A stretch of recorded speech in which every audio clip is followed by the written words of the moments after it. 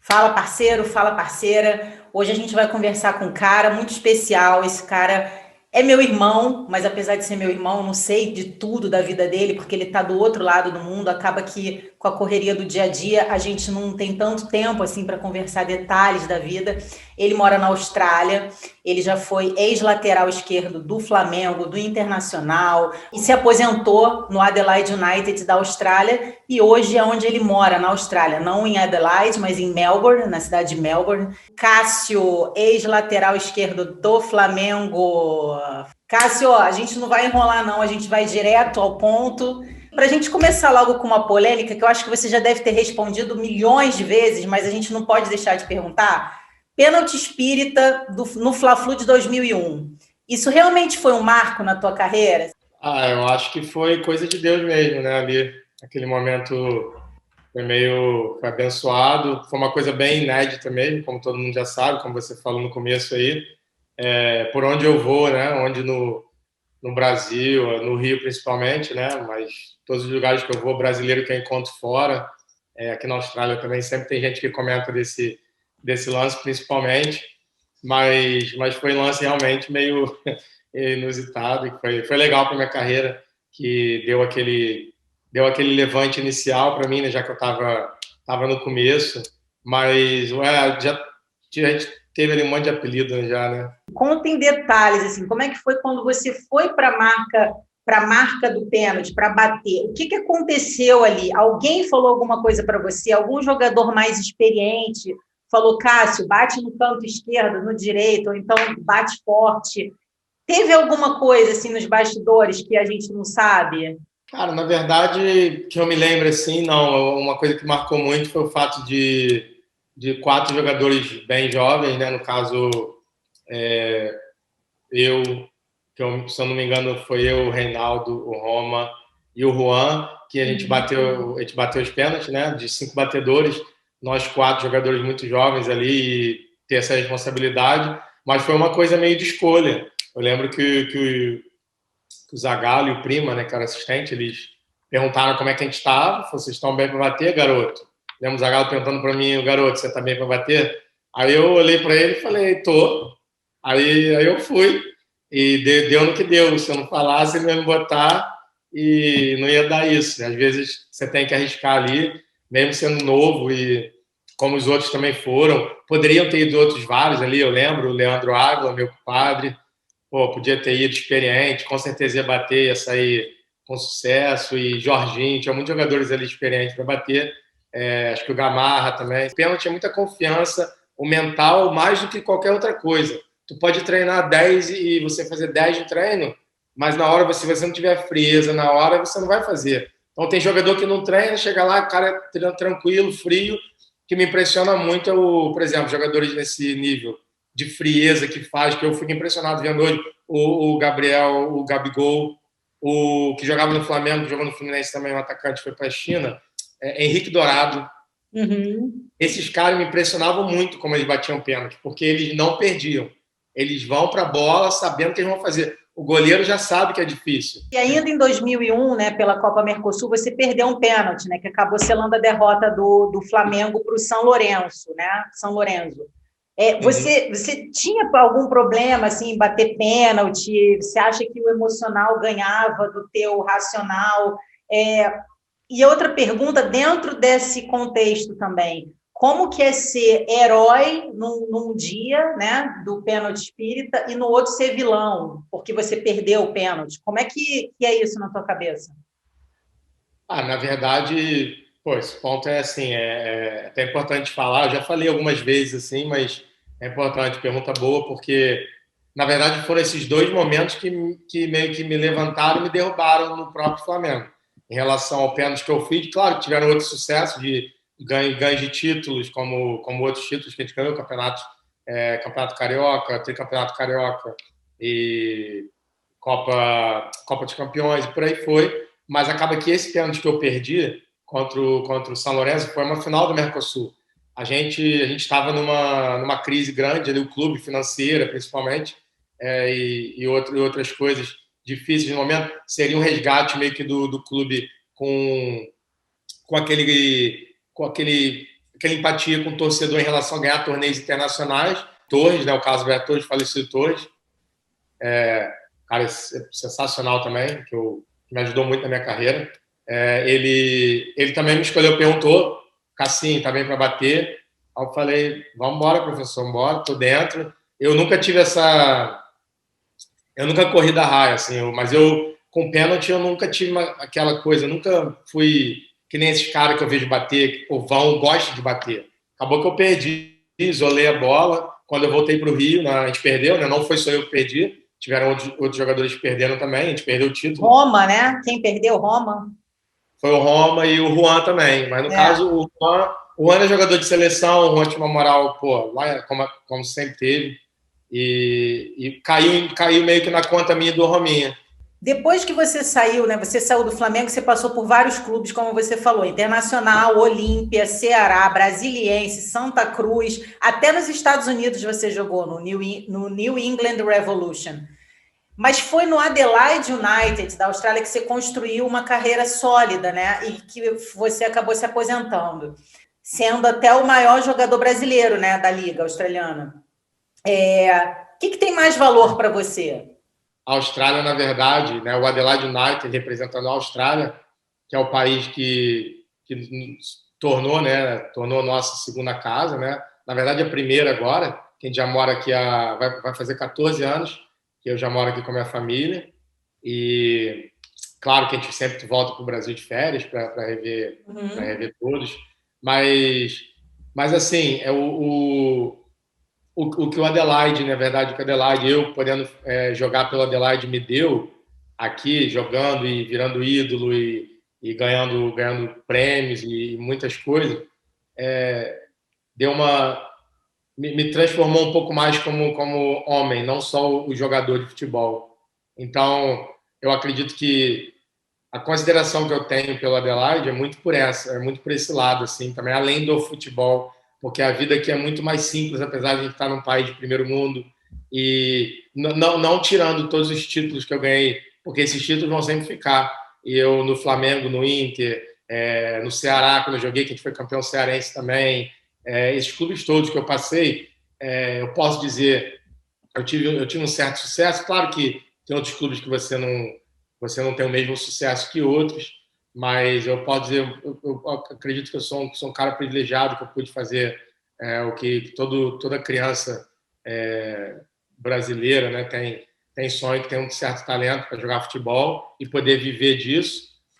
Eu consegui, mas claro que no Brasil teve outros problemas, só para deixar assim um ponto, não teve nenhum clube no Brasil que eu recebi em dia, nenhum.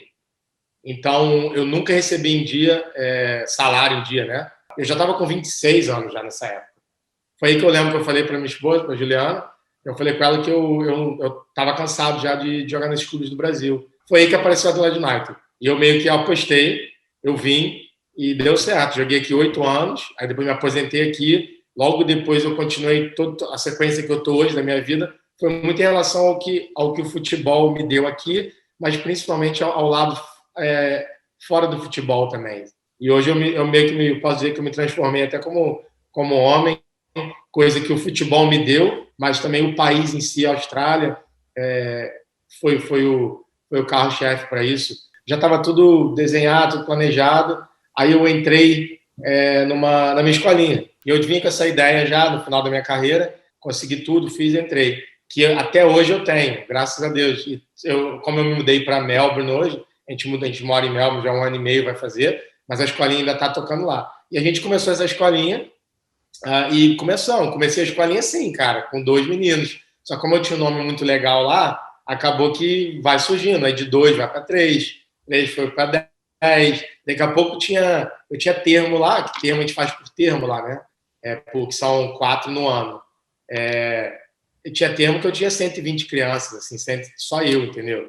Então eu tinha que, por loucura, tinha que buscar treinador, que também não é uma coisa fácil aqui na Austrália de arrumar treinador que consiga educar as crianças para o futebol. Eles têm uma cultura um pouco diferente, mas tem melhorado.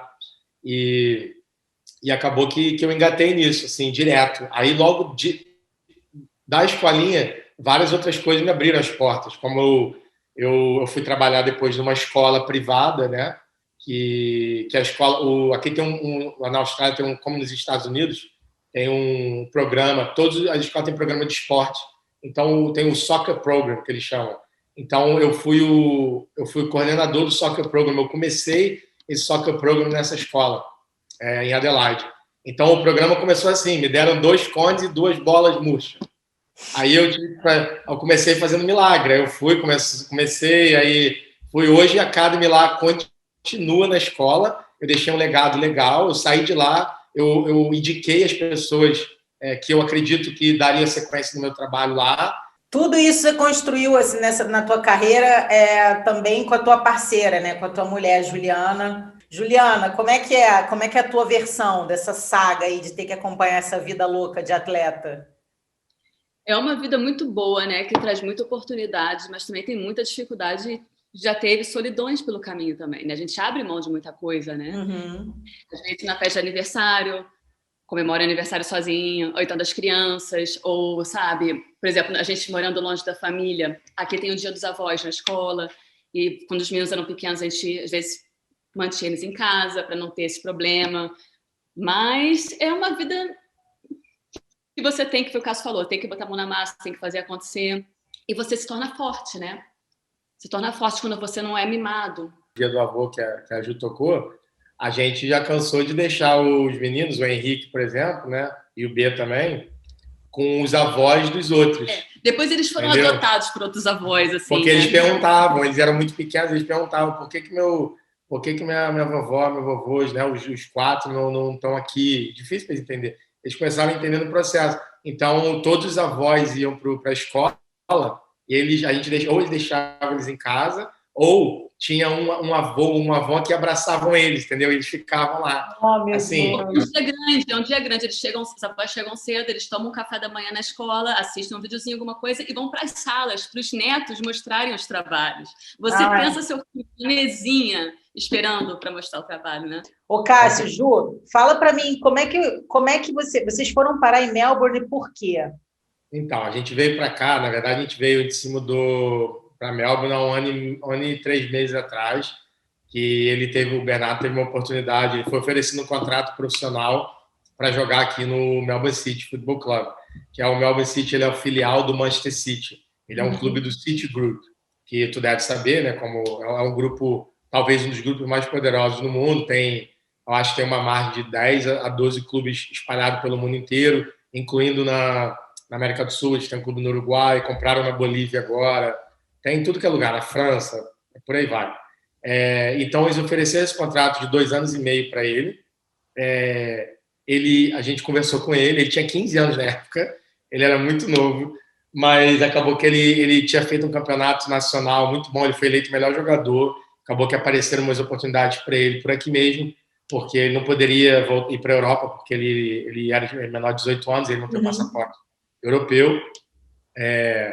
Acabou que a gente veio, conversei com o diretor, ele acabou que ele me ofereceu também um trabalho no Academy, acaba que para ajudar, me dar uma experiência também nisso, que eu não tinha trabalhado em clube profissional ainda.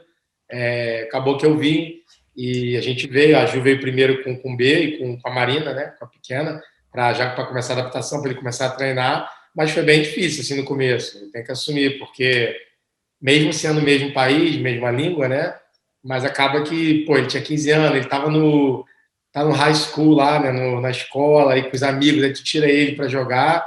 A sorte que a Ju estava com ele, a mãe dele, a irmã, e logo depois, quando eu terminei meu trabalho lá, um mês depois, eu consegui vir com o Henrique, né? A gente conseguiu vir, que ele terminou a escola, e eu também terminei meus trabalhos, meus compromissos. Aí eu vim. A situação do Bernardo hoje, ele joga, ele treina com o profissional já, né? Ele já fez 16 anos, vai fazer 17 ano que vem. Ele já treina com o profissional e ele joga na categoria sub-23, jogo. Ele joga de extremo, né? Ou extremo esquerdo, direito. Também joga de 10, né? Que é o jogador ofensivo, meio campo ofensivo.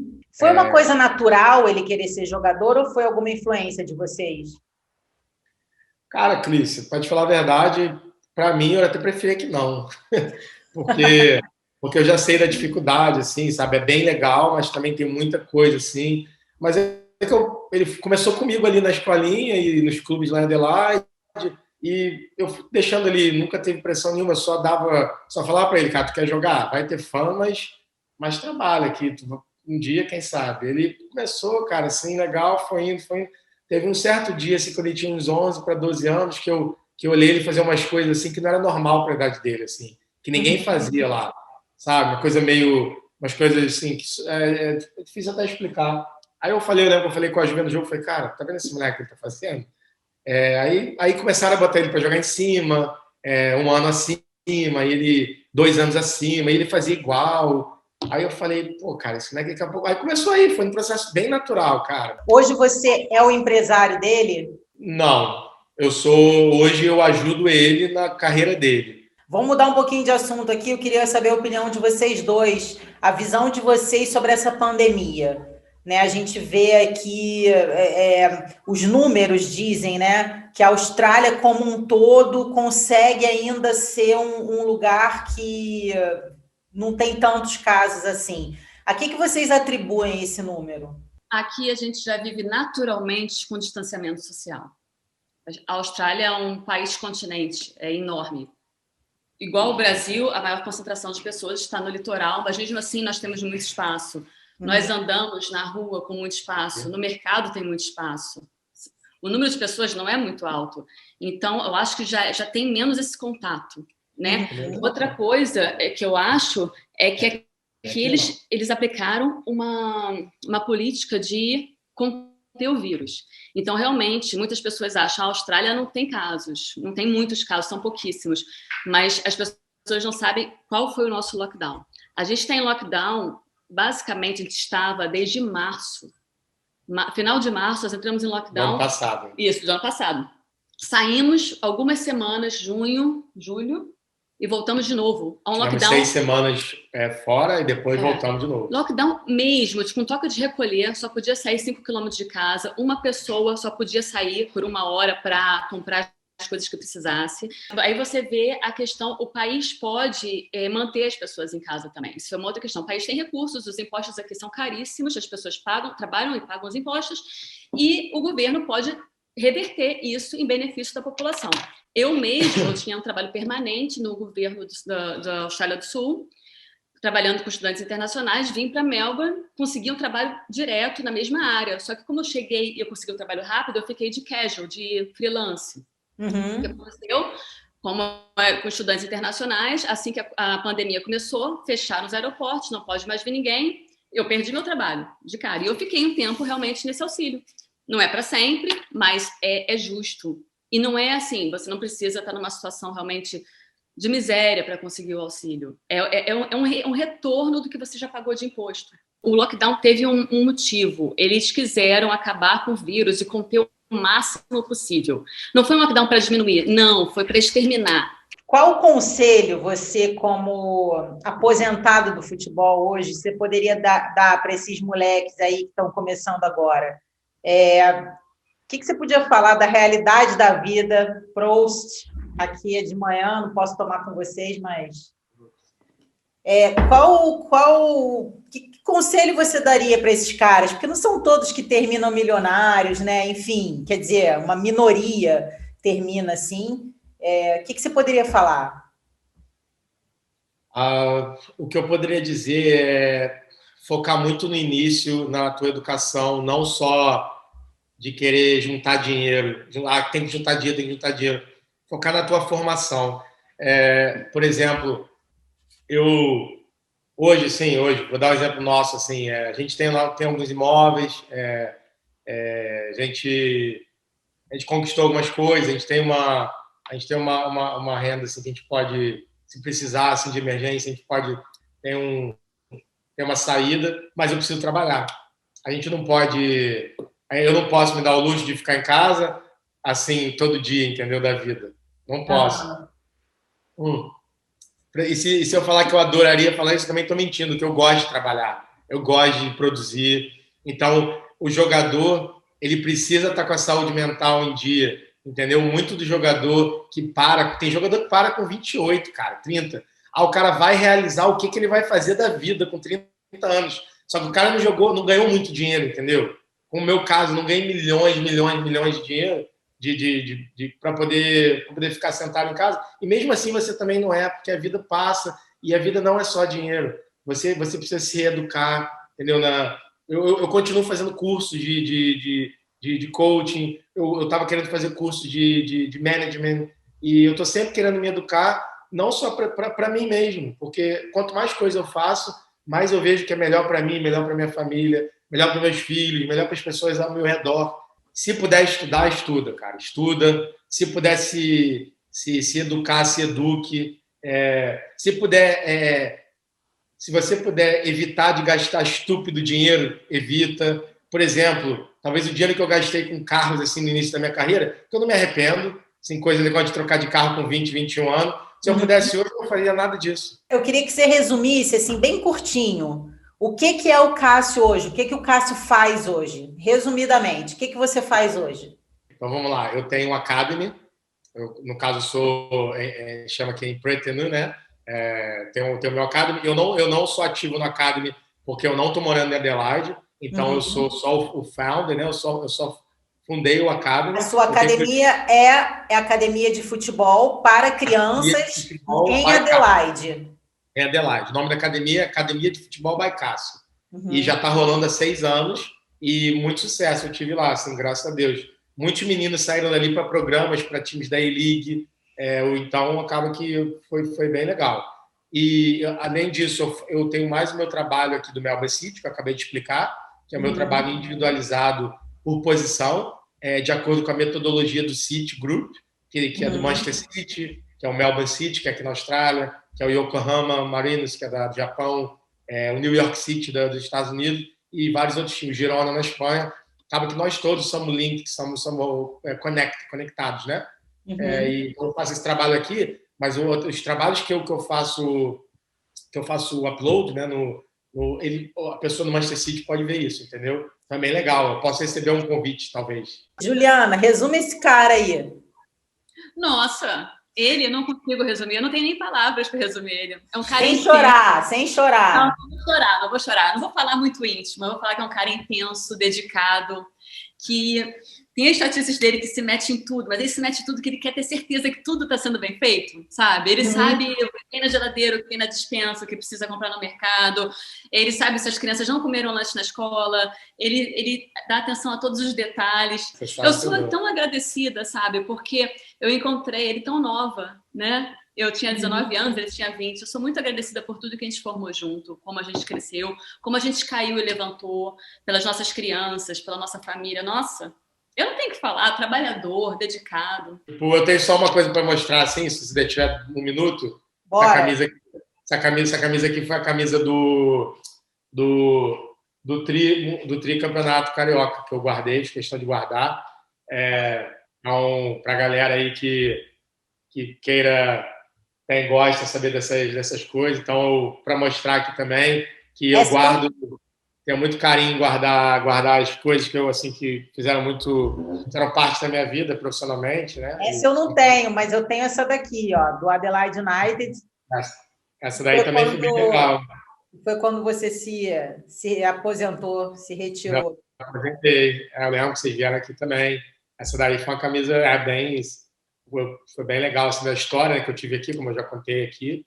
A história foi bem legal, assim, na verdade, são os 2 clubes, assim, que tranquilamente eu posso dizer que são os clubes mais importantes que eu joguei. Flamengo dispensa comentários pela grandeza e pela ajuda de formação de pessoa que eu tive, pelos amigos que eu fiz no futebol, depois do futebol. E o Adelaide, mesma coisa. Então, me deu a oportunidade de eu poder morar aqui, me tornar cidadão australiano, que vai, como eu disse, vai muito além do futebol.